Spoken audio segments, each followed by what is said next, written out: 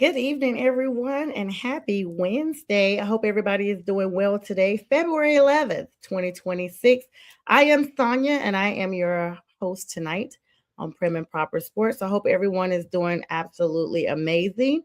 Shout out to Pink Fan Fur, my girl who does all the real creation behind the scenes, and shout out to Brian Bistrilla for the production.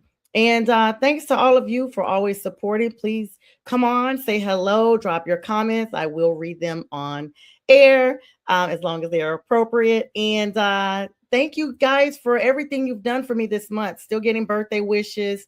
So I wanted to thank you all for that. Thank you guys so much, especially my sister Kelly Kamari, who actually called me. And I thanked a whole list of people the other day. And I'm just still celebrating all month. I think everybody should do that, right, guys? And speaking of celebrations, we've officially wrapped up the Super Bowl 60 to be exact. And there's, the NFL news never, ever, ever stops. Also, please make sure you follow us, McGrath Sports Network. You guys saw the intro when I came on. Share this live stream as well. And thank you for all the affiliate pages who allow me to share my live stream. Next Wednesday, I will have a special guest, Bo Crouch of Football Talk with Bo. He happens to be a Seattle fan. He lives in the Seattle, Washington area, Seahawks fan. And we'll be talking a little bit about how the Super Bowl win, of course, congratulating him on such an epic win and going forth with that. So he'll be with us next Wednesday at 9 p.m. Eastern Standard Time. And thank you for my YouTube subscribers as well. Let me make sure I don't miss any comments when you guys are coming on. So yeah. All right, y'all. So we are now in the post-mortem phase of Super Bowl 60. Of course, if you didn't have a dog in the fight, don't worry about it. Everybody's been watching. Hello to you, Loppy. Thank you so much for joining me as always. And make sure you guys hit the bell on YouTube as well. All right, but anyway, the confetti is still being swept up. You guys know how I told you I'm still celebrating my birthday. Well, Seattle was in Disney, guys. They were down on the teacup rides and everything. And everything. Oh, hi, Paul. Sorry, I thought it was okay. Got your name. What's up, Paul? Good to see you. And so following this big championship game, y'all, the media cycle is still dominated by the legacy versus reality debate.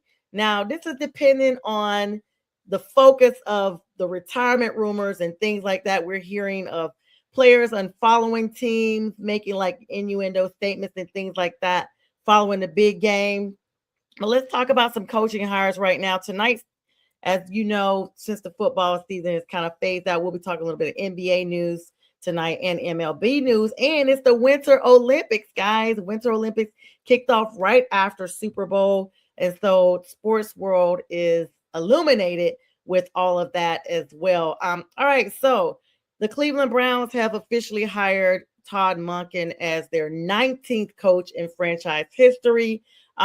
This actually was supposed to be between, this week, them finalizing all the details and whatnot. But his primary mission is going to be finding an adaptable defensive coordinator to maintain that Browns aggressive scheme while adding his own spin. You guys know Todd Monken comes with a lot of coaching history. So he's bringing a lot of things back to Cleveland now. We'll see him actually bringing that information and that success and what have you to the Cleveland franchise. You guys know Shador Sanders has been named the starting quarterback. So Cleveland's got a lot of positivity going on. Shador, of course, the only starting quarterback for Cleveland to win his opening game. So kudos to him. Of course, draft is coming up here in the next 6 weeks, right around the corner, 6 to 8 weeks.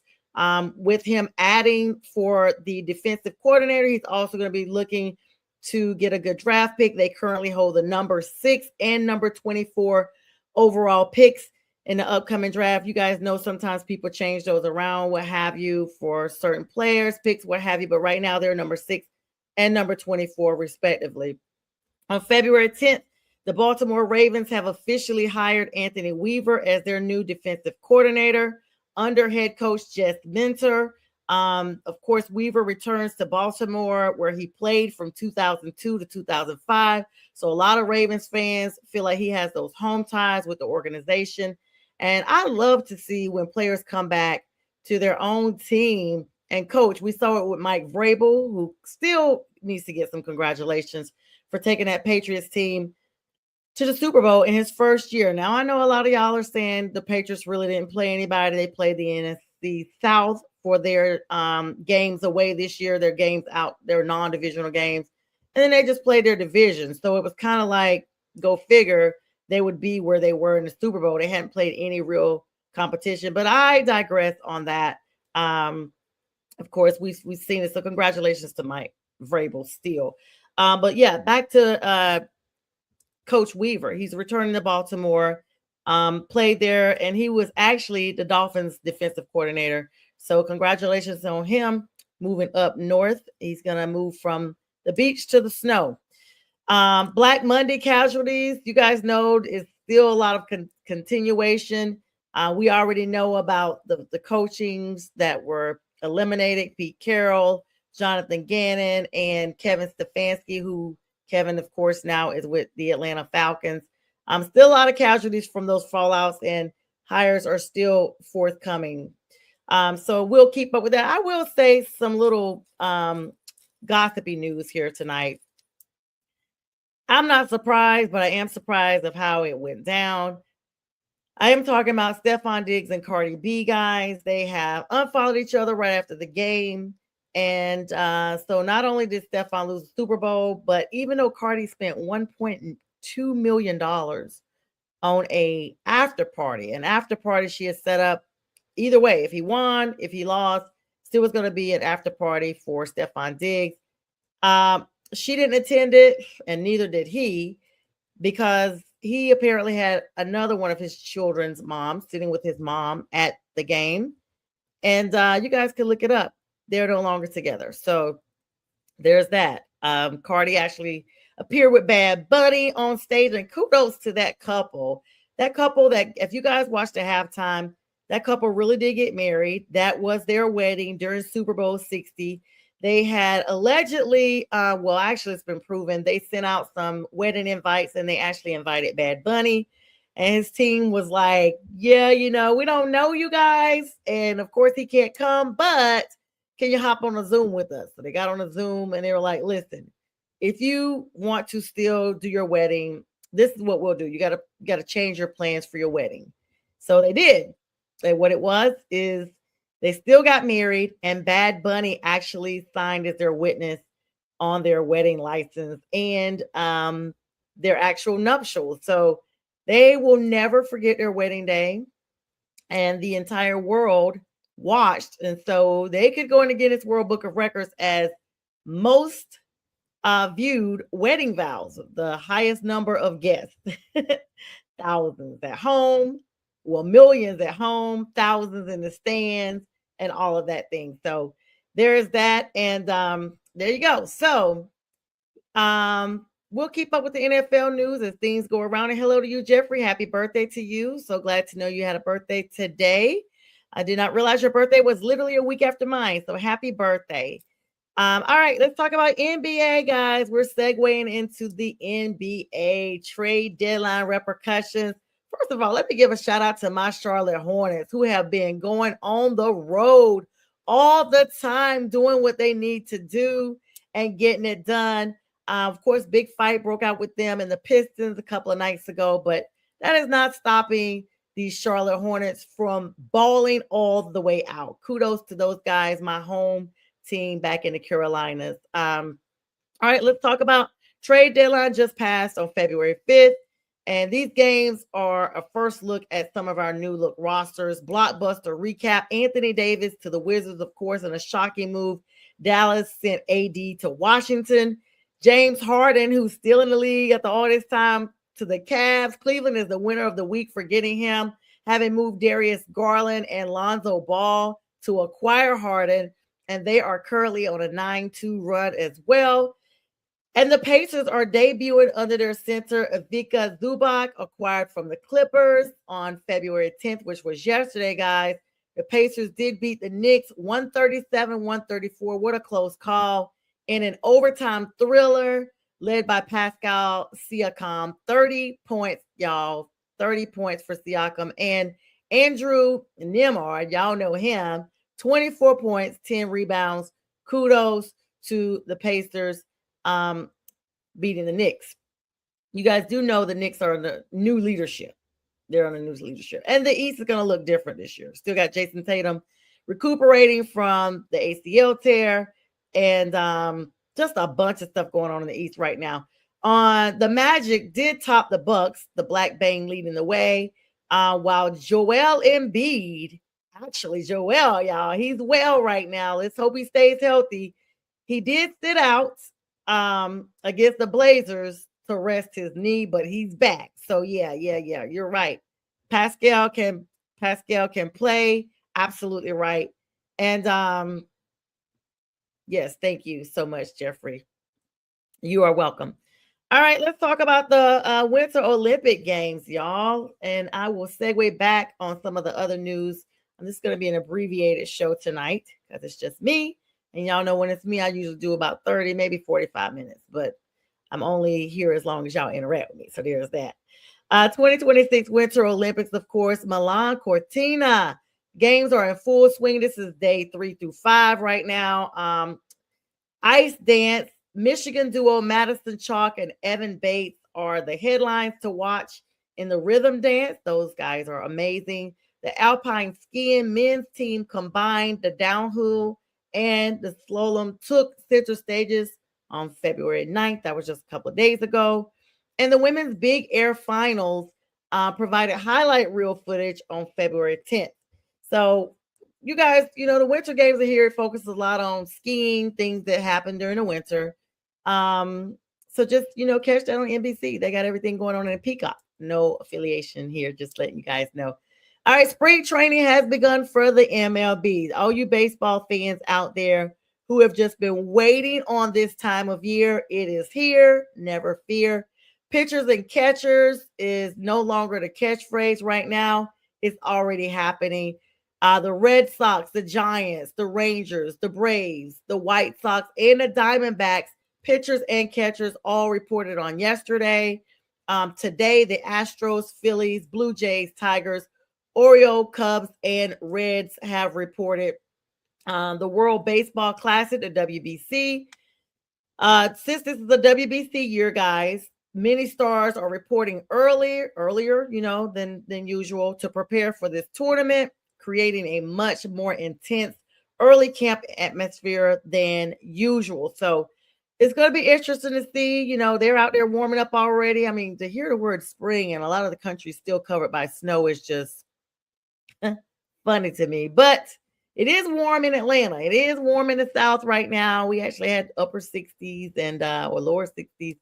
So we shall see. I mean, supposed to be 70s next week, y'all. I don't know. Did the groundhog see a shadow? I don't know. Like, are we done with winter? All right, NCAA basketball, February Madness, which is the precursor of March Madness. Y'all know it's my favorite time of year. Next to NFL is March Madness. This is when all the college teams are heating up. Rankings as of February 9th. Number 1, Arizona, holding the number 1 spot in the AP and coaches poll, followed by Michigan, pushing for the number 1 spot in the net rankings. And number 3 is Houston. You guys remember Houston, right? The runners-up, Kevin Sampson, the alumni of University of North Carolina, Pembroke, my alum, head coach of that organization. Houston will not fall down. They are back again, guys, edging in the top 3 spots. The big game on yesterday, number 13, Purdue edged out number 7, Nebraska, 80-77 in a massive overtime thriller. This game likely solidified Purdue's jump in the upcoming brackets.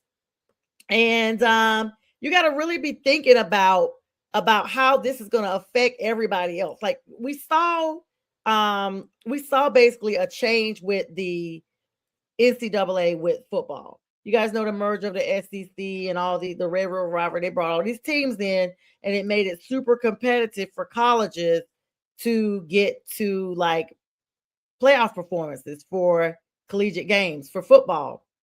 It's the same thing. We saw like new names that we had not seen in the playoffs. It was no Auburn, no Alabama, no Georgia, just the big names, and no LSU. I mean, now they got Lane Kiffin, so we'll see what that looks like. for next season. But these were like people that we never saw. Indiana, like, what are you talking about? So here we go. Arizona previously was unbeaten to begin with. They are 23-1, y'all. They actually had their first loss on Monday when they lost to Kansas, who is number 9, 82-78 at the Allen Fieldhouse. Kansas freshman Flory Bindunga was the star, putting up a double-double with 23 points and 10 rebounds. Despite the loss, though, guys, Arizona is still widely projected to be the number 1 team in the nation. So keep an eye out for them. Okay, he saw his shadow. Gotcha. So I guess if he saw his shadow, that means spring is coming. Is that what it is? I always mix those up. Feel free to drop that in the chat. Thank you, Jeffrey, for that. I appreciate it. All right. St. John, number 22 right now. They are pulling off the upset of the season this past Friday, beating number 3 UConn 81-72 at Madison Square Garden. UConn had an 18-game winning streak, y'all. But don't worry, the Huskies will be back. Don't Husky fans out there. It's still early. Rick Pitino, with this win, he actually ties Roy Williams, y'all, for 3rd place in Division I history with 903 career wins. So congratulations to Rick. And then in SEC action, number 14 Florida dominated Georgia tonight with the 86-66. That's a blowout, guys. Victory, setting up a massive rivalry game against number 25 Kentucky this Saturday. So keep your eyes open, all you basketball lovers, NCAA supporters, SEC supporters. Keep an eye out for that. Tennessee versus Mississippi State is coming up. Huge quad 1 battle in Starkville. It happened tonight. My bad, guys. Happened tonight. Tennessee is 16-7 right now, and they are fighting to stay in the top half of the SEC standings. Remember when I was telling you guys, once you merge these groups and all these teams and your division gets bigger, it becomes more competitive, and it's so easy to fall out of playoff contentions early on. The top 5 outlook as the conference tournaments are approaching. This is the current hierarchy is shifting, and this is what it is. Arizona, number 1, 23-1 is their record. Michigan is in the number 2 spot, 22-1 is their record. Houston is number 3, their record is 22-2. Duke, let's not count my boys out. Holla, number 4, Duke is 22-2. And number 5, closing out the top 5 is Iowa State, y'all. 21-3 is their record. Now, let's talk a little bit about the NCAA women's team. On the flip side, the UConn dynasty continues, guys. Y'all know Paige and all her little friends, they all went into the WNBA, but UConn is still doing what they do for women's basketball. Even though the men's basketball team did stumble and take that loss, the UConn women are absolutely invincible. 42 and counting. Number 1, UConn blew out Creighton tonight, 94-44. Y'all, that is not a game. That is an obliteration. They have now won 42 games. Insane. Congratulations in advance to UConn. The record watch is Aziz Foot scored 19 points and became the 10th player in UConn's history to reach 250 career 3-pointers. What's up, Rochelle? How you doing, girl? Yes, go Duke. And since I'm celebrating my birthday, Duke, you got to win the rest of the month. You got to go into March Madness and do what you got to do. The DII spotlight in the MIAA, number 20, Pittsburgh State escaped with a 64-61 win over Missouri Western tonight, fueled by an 11-2 run in the 4th quarter. Now, even though it's the off season, guys, the draft cycle is in high gear for the NCAA with football. I want to kind of peg back to that. The combine invites, y'all know the combine is coming up. This is right before the draft. The league officially announced 319 prospects have been invited to the NFL 2026 Scouting Combine in Indianapolis, which is in a couple of weeks, February 23rd through March 2nd. Boston College is like at the top. They have 3 Eagles captains, offensive lineman, Jude Bowery, defensive end, Quintavious Hutchins, and offensive lineman Logan Taylor all received invites today. So congratulations to those gentlemen. And Bowery is a name to watch. Now, he didn't allow a single sack, y'all, in 320 dropback snaps last season for Boston College. So expect him to go in the first round is what I'm basically saying. The combine is not going to disappoint. The combine just measures their strength, hand span, speed, all of that. But at the end of the day, if the agility's there and they put up the stats in college, they have a solid chance of being drafted in April at the NFL draft. The Kansas trio, guys, Jalen Daniels and Enrique Cruz Jr. are among the Jayhawks that are heading to the combine after strong showings at the East-West Shrine Bowl. And it's just really, really big to see all these gentlemen get a chance to actually do what they need to do. Get a chance to make history, get a chance to actually be there. Thank you, Paul. Get a chance to actually live out their dream. It's extremely difficult to get into the NFL. And so when you see, these guys in college, they basically are playing amongst everyone else. And it's to see who's going to be the greatest. Then when they get in the combine and they are invited to the draft, they are competing with the greatest of the great from college. Then when they get to the NFL, now they're competing with the greatest of the great in the world. And so they have to show and prove, and they have to do what they need to do to be where they are. I legit almost forgot to talk about this because I was going to bring up some of this next week. So I'll go ahead just because I don't want too much time to pass. Let me dive back to the Super Bowl for a tick because this is my first show since the Super Bowl aired. MVP running back Kenneth Walker, guys, the third, took home the MVP trophy. He's the first running back to do so since 1998. He racked up 135 yards, rushing 5.0 average per carry, and almost single-handedly outgained the entire Patriots offense in the first half. Let me put it to you guys like this. If it wasn't for Christian Gonzalez for the Pats, I think this game would have really been a blowout real quick. And I actually said that. No shade because I kind of wanted the Patriots to win. Drake May being from Carolina, the Carolinas, him being a UNC Chapel Hill alum, and him being a Panthers fan. They showed a picture of him and his dad from 2015, 2016, when the Panthers went to the Super Bowl in that same stadium, Santa Clara. And he was watching the game, and now he had an opportunity to play in the game. So full circle moment. And there was a lot of players on both teams that were actually in proximity of Carolina or, Denver or what have you during the time that Super Bowl was played there. All right. So if you look at the Malcolm Butler situation, you guys remember that play from over a decade ago? So this was a rematch from Super Bowl 49 between Seattle and the Patriots. This really, Seattle finally basically got their revenge. Let me just cut to the chase. They finally got their revenge for the whole Malcolm Butler thing. If you guys don't know the whole story, look it up. Pretty cool story, but it's definitely enough to have them playing with a chip on their shoulder. Sam Darnold, y'all, what a way to bounce back. I cannot congratulate this guy enough. This guy was drafted by the Jets, of course, went on to Carolina to play for a little bit, and then kind of started to fade. They saw him in Minnesota, Minneapolis, Minnesota, and then, he started to go into this backup role, and then Seattle gives him an opportunity, and he hits the ground running.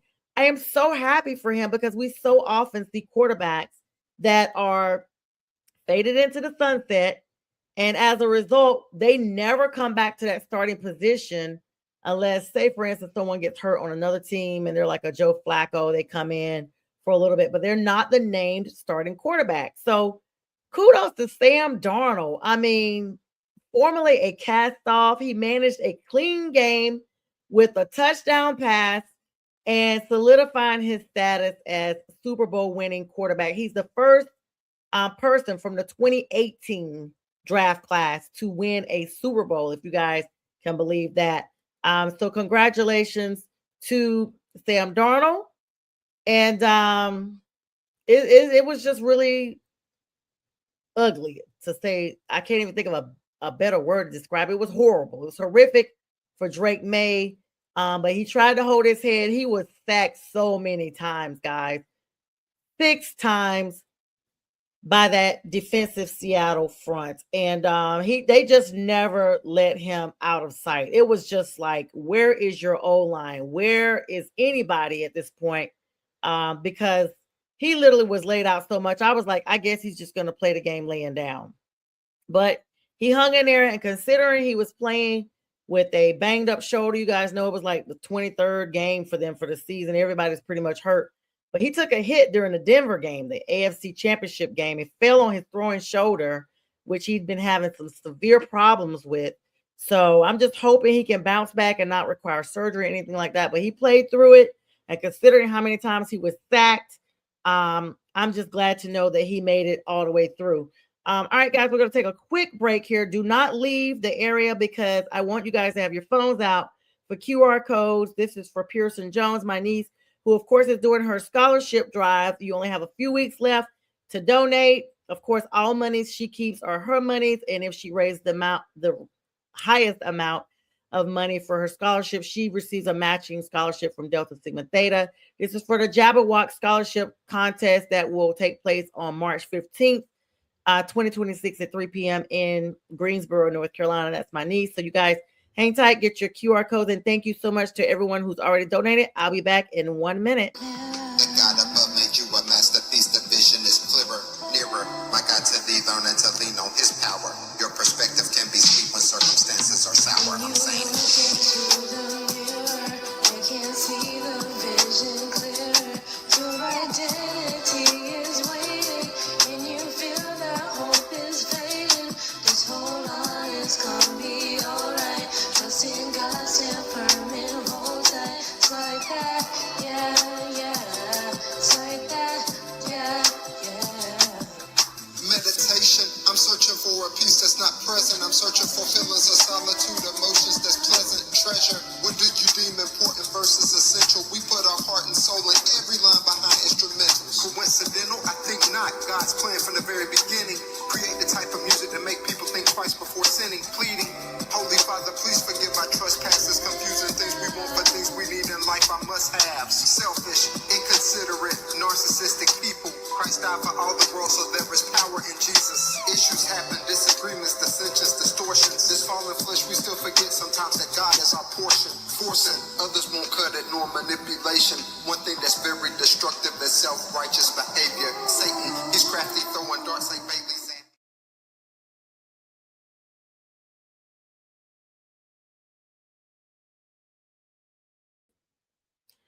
All right, guys. Thank you so much for that. Shout out to Pearson Jones, my niece. Continue to do well on your scholarship drive. And thank you, everyone who has supported that. Let me go back and grab these comments.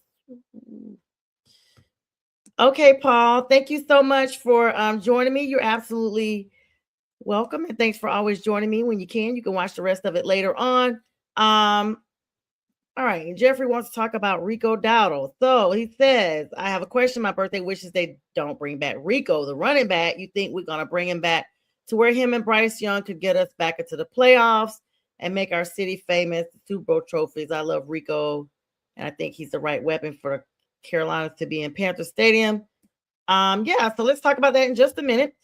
Let's go to some other stuff. First of all, we got a coaching carousel, guys. So I told you guys about everybody that was already hired and fired. Of course, Atlanta Falcons have Kevin Stefanski.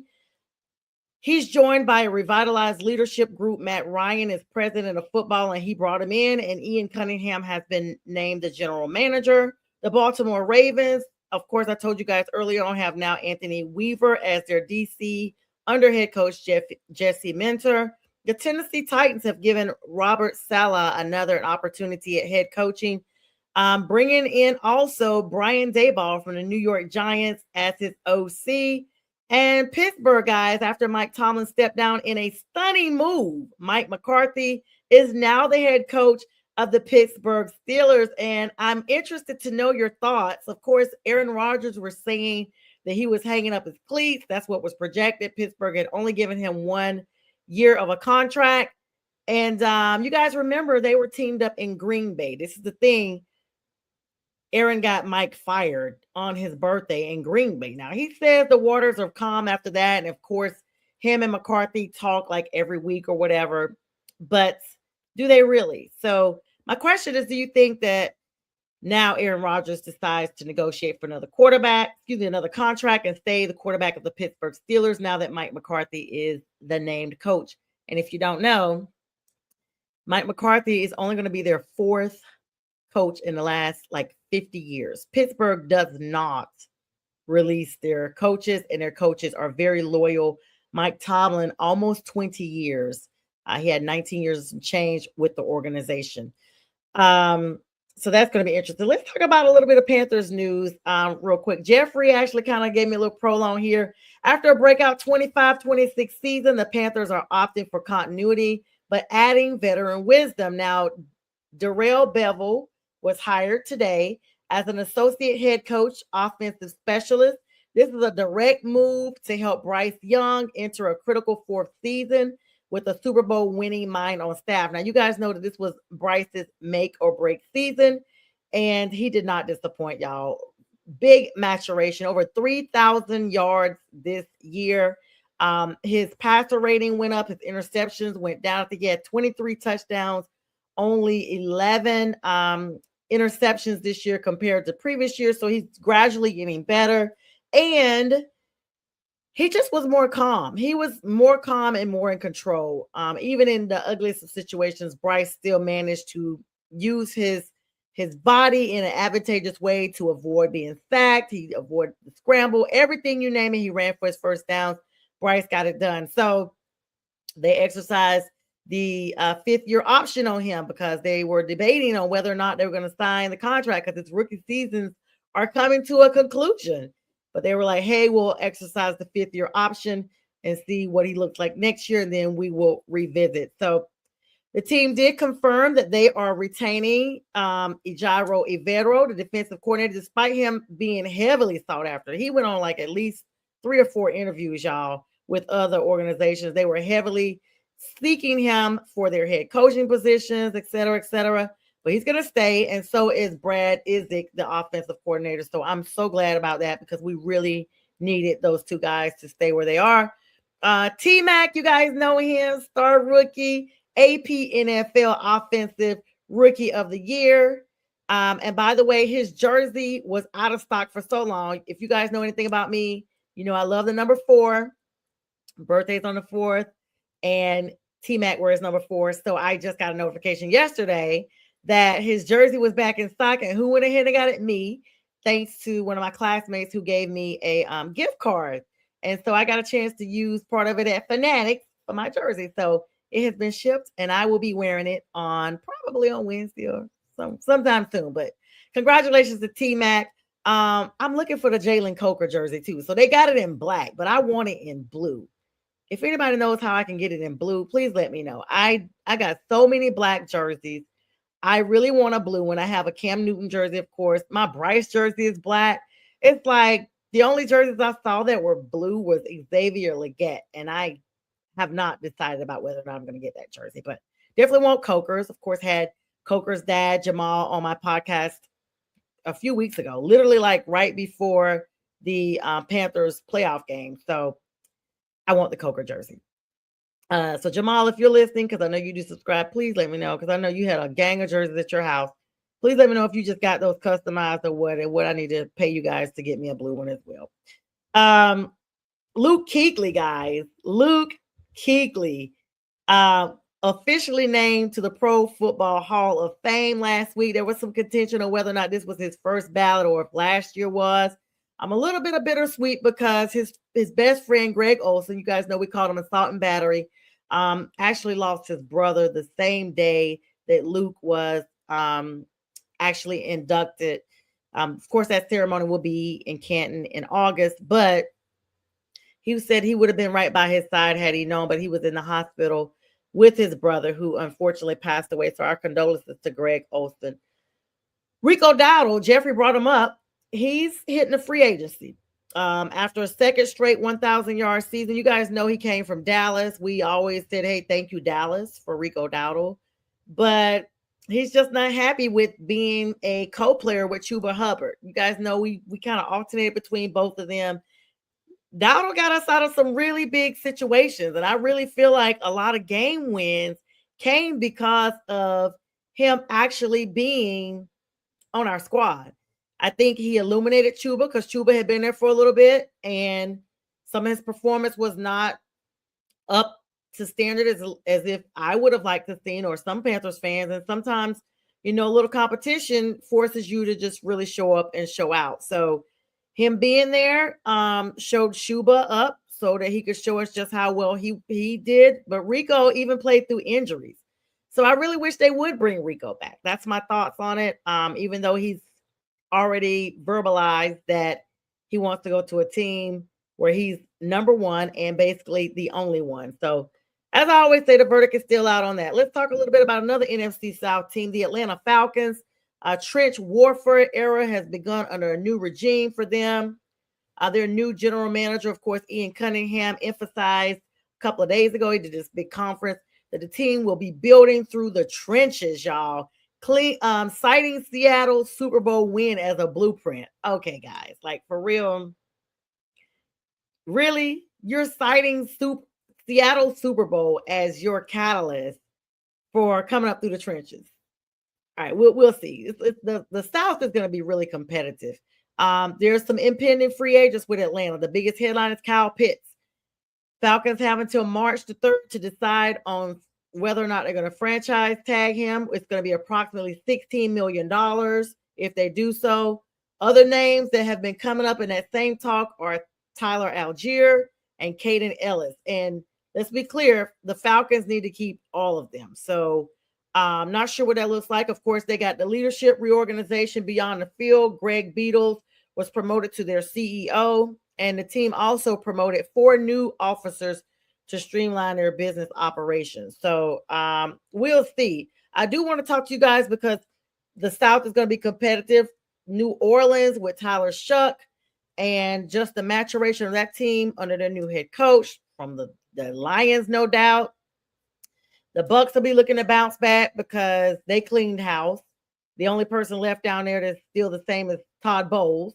So y'all know what that means. If they don't make changes next season after cleaning house, Todd is next. I mean, they cleaned out everybody.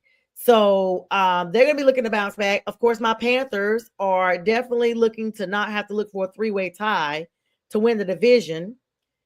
And Bryce is going to be looking to make sure he earns this contract. So we're going to be standing 10 toes down. And then everybody laughs at us. They say we're the worst in the division. We're not. The worst in the league, excuse me. We're not. But we will see. So there's that. All right, as I get ready to wrap up here, guys, let's go ahead and close out with some Hall of Fame talk. Now, I told you guys the names last week. Let's talk a little bit about the backstory. Of course, I told you Luke Kuechly, linebacker, Carolina Panthers, played with us 2012 through 2019, 7 seasons, known as Superman and assault and battery with his sidekick, Greg Olson. Kuechly is one of the most decorated defensive players in NFL history. After a legendary career at Boston College, he was the 9th overall pick for the Panthers. So he's retiring. He retired early after only 8 seasons. You guys probably don't remember. He was concussed back-to-back games, literally. Was concussed, clear concussion protocol, came back, was concussed again the very next game. I still remember like it was yesterday. Carted off, literally tears on his face. But his impact was undeniable. He's one of only 3 players to win Defensive Rookie of the Year in 2012 and Defensive Player of the Year in 2013. And back-to-back seasons, he was a 7-time Pro Bowler and 5-time first-team All-Pro, essentially acting as a coach on the field who often called out the opposing team's plays before they snapped the ball. A lot of pundits have talked about how his eyes on the quarterback was stellar. He was an assassin. He could read plays like none other. And he would hurry up and say, they're doing this, they're doing that. and he was the difference maker. We miss you playing, Luke, but congratulations to you. Keeping it to the NFC South, none other than Drew Brees, quarterback for the San Diego at the time Chargers, 2001 through 2005, and then the New Orleans Saints from 2006 to 2020, a long tenured history. And the city of New Orleans loves Drew Brees. He has given so much personally to the city to rebuild after Katrina, invest in his personal money, and he now owns a restaurant there in the area. So continuously giving back to the city that he played for so long. First ballot inductee after a shoulder injury almost ended his career in San Diego. He signed with the New Orleans Saints in 2006, a city that was still reeling from Katrina when he signed, and he became the face of that city's rebirth. He's retiring as the NFL's all-team leader in career passing yards, 80,358. That is crazy big. And his completions. He led the Saints to their first and only Super Bowl, winning MVP for that specific Super Bowl. He holds the record for the most consecutive games with a touchdown pass, which is 54, and he has broken Johnny Unitas' long-standing mark. Moving on, another NFC winner, this time a wide receiver. None other than Mr. Birdman Gerald, wide receiver, Arizona Cardinals, 2004 through 2020. First ballot legend, 17-season career in Arizona, known for having some of the best hands in the history of the sport. He famously had more career tackles, 41, than drop passes, which was 29. He's in because he's ranking second all-time in career receiving yards, 17,492, and receptions, 1,432. And he only trails Jerry Rice, y'all. He's right behind him. His 2008 postseason run is statistically the greatest for a wide receiver in NFL history, almost single-handedly carrying the Cardinals to their Super Bowl. The next person is a kicker, special teams, Adam Vinatieri. At the point, he was the oldest kicker in the league. Patriots, 1996, New England Patriots through 2005, and then the Indianapolis Colts, 2006 through 2019. He's the GOAT of kickers, y'all. He entered the league as an undrafted free agent and played a staggering 24 seasons kicking, y'all. Like, for real, like his hamstring was on point. He's the only player, listen to this, the only player to score 1,000 points with two different franchises. So we got 1,000 with the Patriots and 1,000 with the Indianapolis Colts.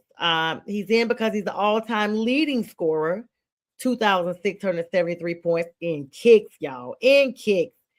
He earned the nickname Mr. Clutch for kicking game-winning field goals. You guys remember some of those games in the final seconds of two Super Bowls, and for his legendary tuck rule game kick in a blizzard. So congratulations to Adam Vinatieri and the senior inductee, guys. Wow, y'all. Roger Craig, running back, San Francisco 49ers, 1983 through 1990. At the time, Oakland Raiders, 1991, and the Minnesota Vikings, 1992 through 1993. Y'all, he has been out of the league. He was voted in by the seniors committee. He was the versatile engine of the 1980s, the 49ers dynasty. He was the prototype for the modern dual threat back. He's in because he became the first player in NFL history to record 1,000 yards rushing and 1,000 yards receiving in the same season, a feat only matched by none other than Marshall Faulk and, you guessed it, Christian McCaffrey since. He won 3 Super Bowls and was a central figure in Bill Walsh's West Coast offense. So congratulations to all those inductees. Definitely a big time of year for them. Of course, everybody's going to be inducted in August. It's always in Canton, Ohio, first week of August. The Hall of Fame game will be kicking off the season. And yeah, with that, guys, that's going to wrap up everything I have going for tonight. I appreciate all the likes, loves, comments.